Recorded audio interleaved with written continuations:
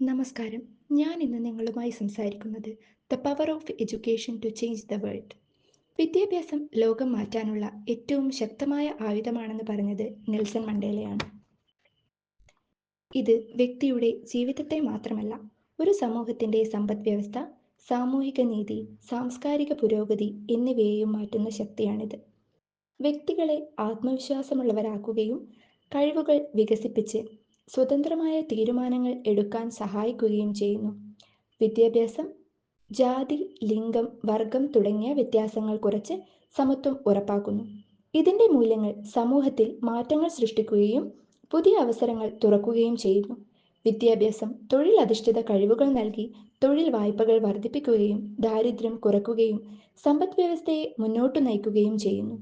കൂടാതെ ഇത് നവീകരണത്തിനും ഗവേഷണത്തിനും ശക്തിയേകി ശാസ്ത്ര സാങ്കേതിക രംഗങ്ങളിൽ ഉന്നമനം നൽകുന്നു.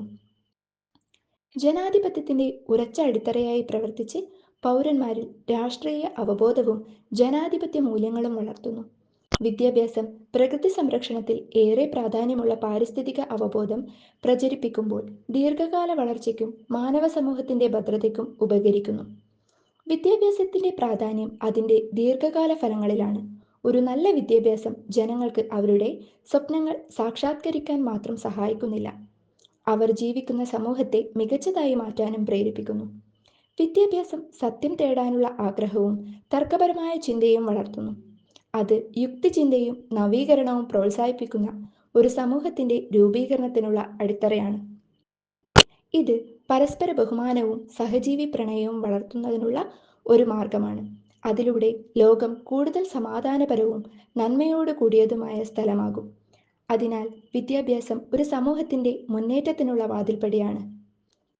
വിദ്യാഭ്യാസം ഒരു വ്യക്തിയുടെയും സമൂഹത്തിൻ്റെയും ലോകത്തിൻ്റെയും ഭാവിയെ നിർണ്ണയിക്കുന്ന കരുത്താണ്.